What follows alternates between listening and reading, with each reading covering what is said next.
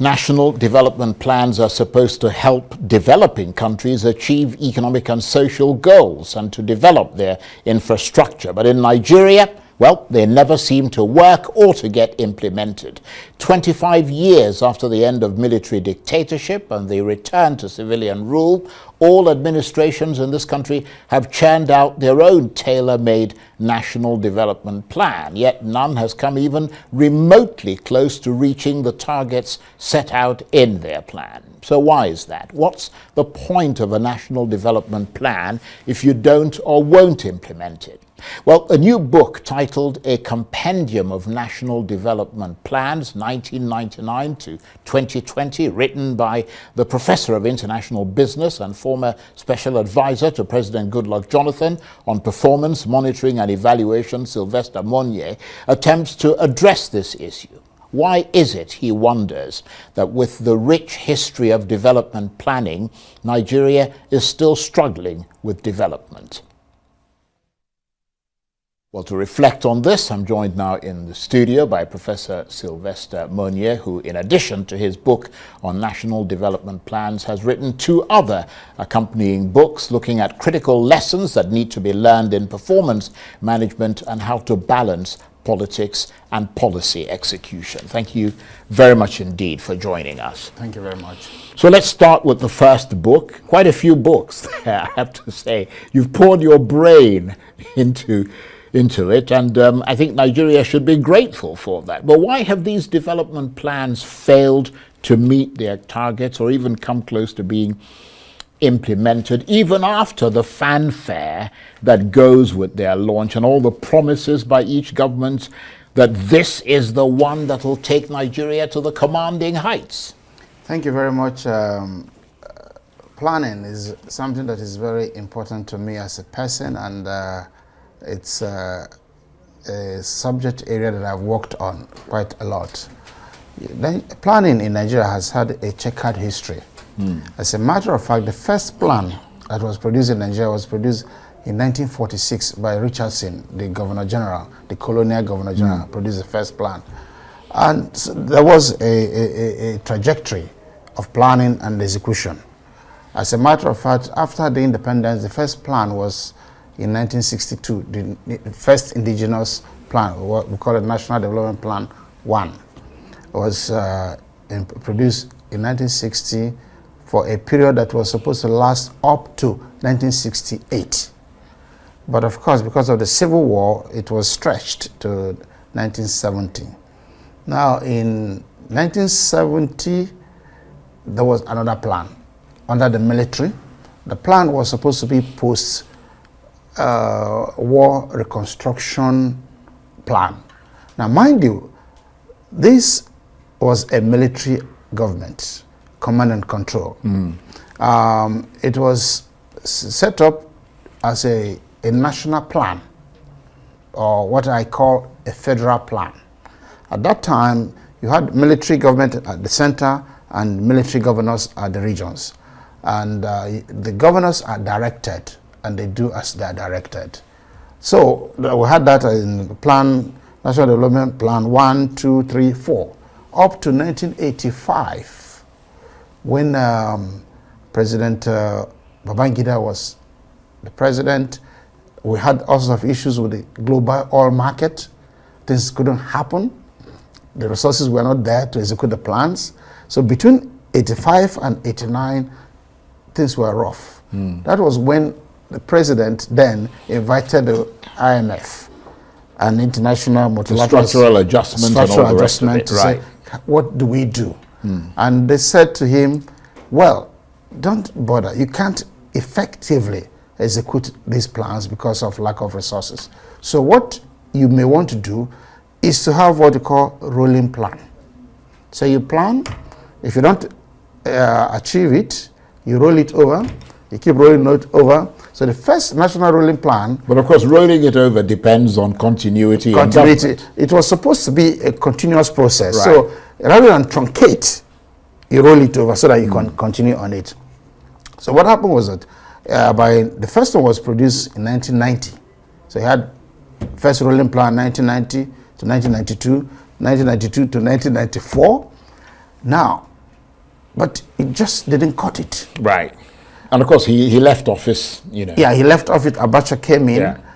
And ruling plan was so bad because the private sector couldn't really plan and invest. You know, for you to invest, you have to have a sense of the direction of government policy so that you can key in. But that didn't happen. So in 1996, the private sector came together and went to the then President Abacha, or head of state Abacha, and said, look, we like to help you produce a long-term plan so that our investment can be sequenced accordingly. And they said to the president, look, we don't want you to pay for this plan. We will resource it. We got wonderful people like Dick Cheney, Dick Kramer. Yes, I remember Kramer. He was part of the people who started the NESG. Absolutely. Yeah. The Secretary General at the time, the first Secretary General was Chris Onyemenem. So they came together and said, look, we will do this for the country. And that was the origin of Vision 2010. That was the first long-term plan that Nigeria would have had. So they worked together. The committee was inaugurated on the 27th of September 1997. 1996. By 1997, they came and presented the plan to the president then. By the following year, 1998, Abacha died. Abdul Salami took over.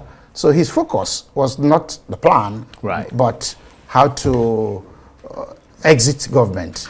So, of course, thereafter, we now had President Obasanjo and then Jonathan and the rest of it. Right. So that's really the trajectory. So it's been we've never really, in the true sense of the word, national plan, we've never had a national plan. We've always had what I regard as federal plans. You know, you sit here in Abuja, you execute, plan, good planning, but without the subnational governments carried along. Right. Now, one of the things that you discover, particularly under the civilian dispensation, is that military administration is different from civilian dispensation. At the national level, you can have the best of intentions. But at the subnational level, the states, they pay no attention whatsoever to your plan. To the plan. So you can plan as well as you... Because when you ask, why is it not working? The reason why it's not working is that you are not planning for the states. The states are not involved. I can tell you from my own experience that the extent of the involvement of the states is to the fact that you do consultation. After you produce a plan, you go to them and say, this is the plan. Does it meet your requirement? They say, oh yeah, it's wonderful, it's wonderful. They say, can we go ahead? They say, go ahead. You go away, produce the plan, and send them copies. They put the copies in the drawer, and that's the end of the matter. I would have thought that it's not just the states. I would have thought that the federal government itself sticks the plans in the drawer. But unfortunately, we're fast running out of time, because you saw we had a bit of a technical hitch at the beginning there, and I apologize for that. But let's look at your book.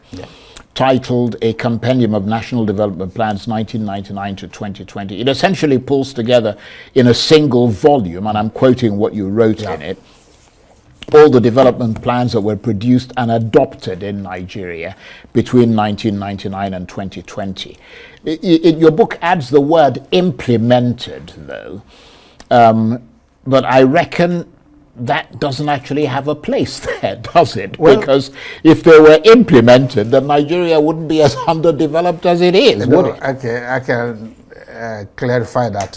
The implementation is to the extent of attempts being made. Right, so attempted implementation. Attempted implementation. But the best implemented plan between 1999 and 2000 was NEETs. Obasanjo's NEETs. The reason why it's one of the best is that he drove it from the front. And not only that he drove it from the front, he encouraged the states to adopt what they call SEEDS, States Economic Empowerment, the same template at the state level, and even went as far as saying local government should have leads. So that was the biggest attempt so far to bring everybody on board on the same template. Right. So that's why NEETs seem to be the most successful. That's a great historical document you've got there. But what's the point of the book? The point of the book is that, first of all, let me tell you why I did it. During the COVID lockdown, You were bored, basically. No, I wasn't bored. I was writing an academic paper on planning. And I discovered that I didn't have NEETs in my library. I looked around, it wasn't there. I then called some of my colleagues in national planning and said, can I have a copy of NEETs from the office? They said to me, oh, we'll get back to you.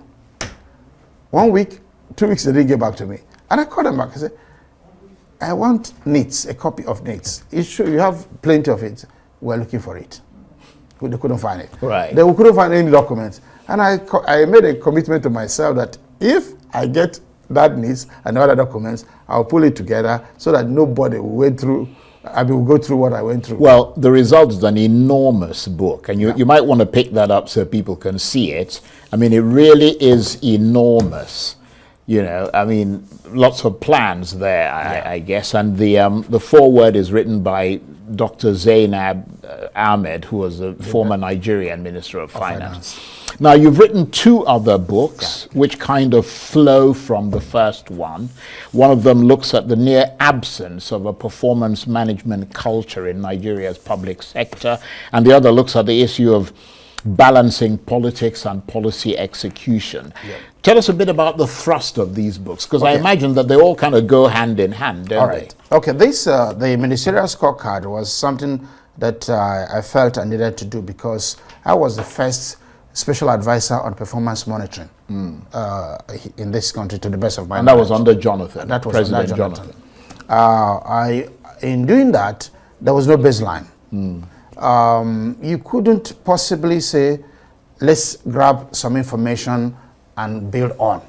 So I had to build from scratch a template for performance monitoring.